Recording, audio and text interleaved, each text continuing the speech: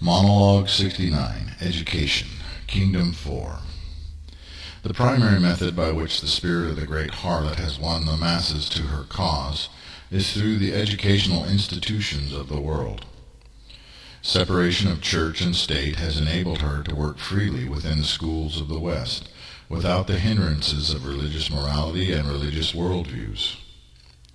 You have an advantage over the spirit of immorality that other monotheisms have not had, in that she has been able to use science as a club against the moral tales of the Bible.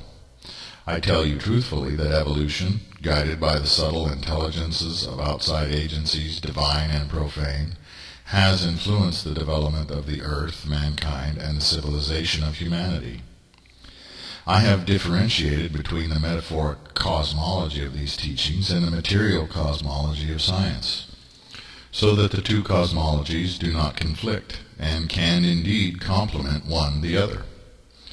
I have given you the violet order, devoted to mysticism, but also to science and metascience. I have also given you the gold order, devoted to scholarly pursuits and theological excellence.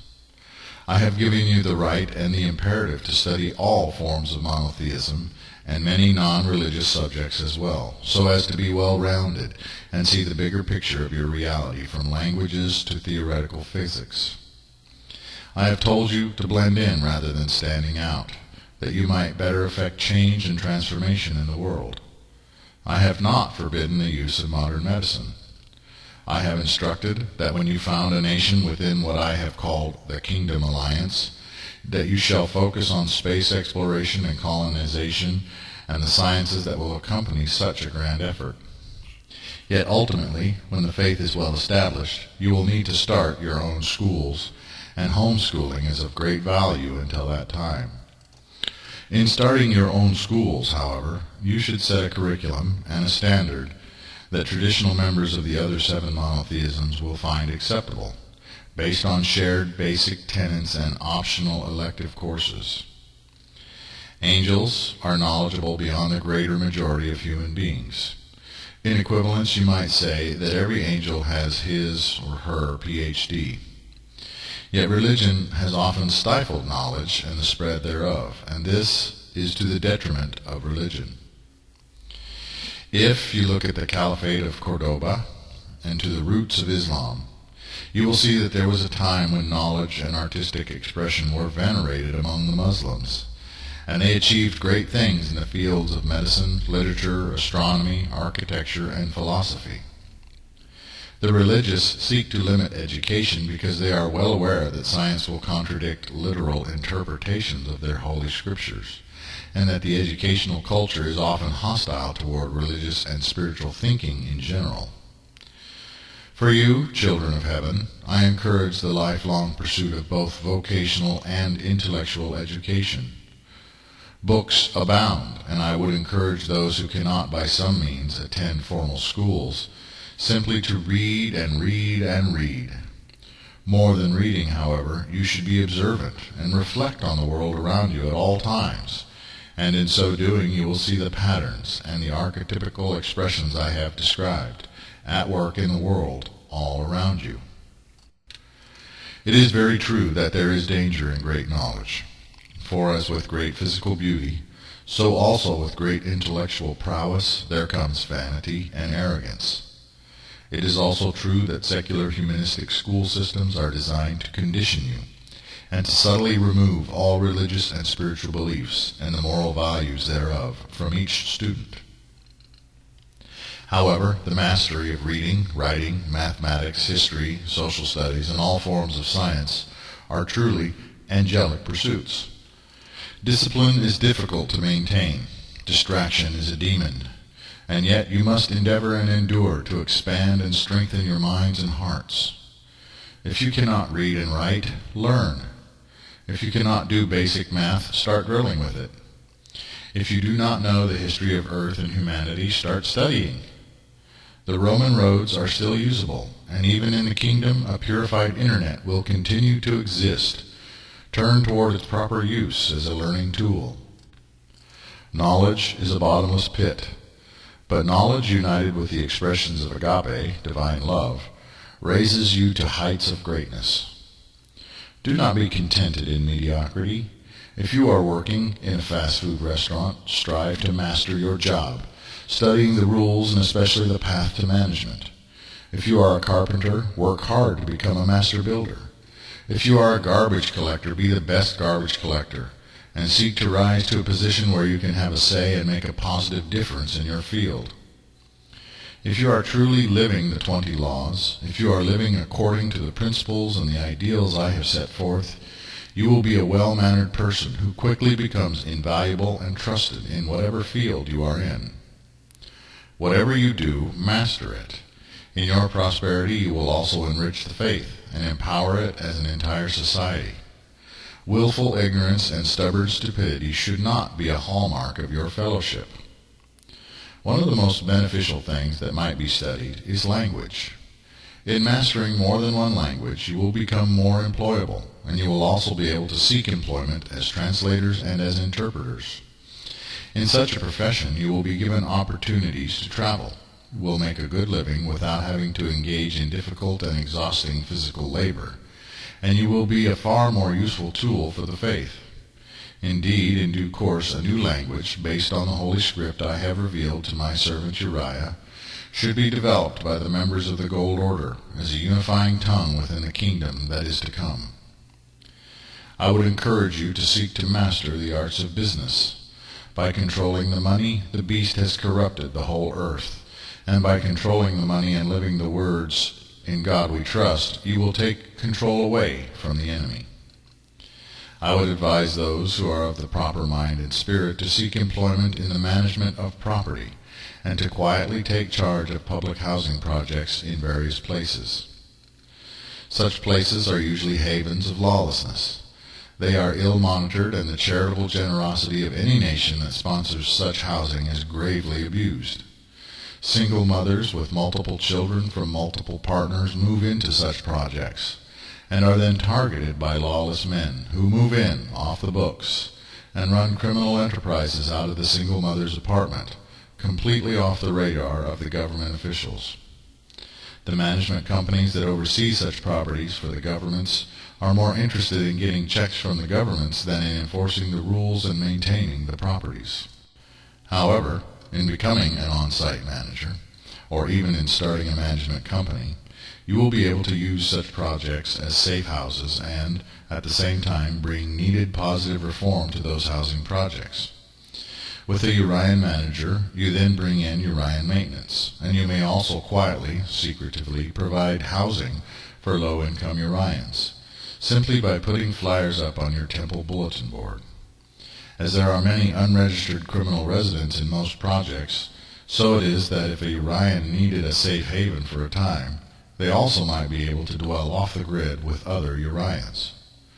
Moreover, if members of your local cabals become members of local law enforcement and local governments, you then have an advantage over the criminal elements. By covering each other's backs, the lawless elements prosper and are strong. You must use their tactics against them. Do not, however, promote your way openly within your job place, and make sure to send vacancy flyers to all the local clergy, especially those of a more traditional variety, so that none may accuse you of favoritism and thus discrimination. In fighting the lawless elements within those projects that you infiltrate, be subtle, using the technology of hidden surveillance and the sound strategy of thorough documentation. Anonymously, by third party, report corruption and criminal activity to the proper authorities, especially if those authorities are your own people. In worst-case scenarios, the order of Serachiel can be of literal tactical value. Education, holy ambition, mastery of whatever field you enter becomes a powerful and solid foundation for the faith and for the kingdom that is to come.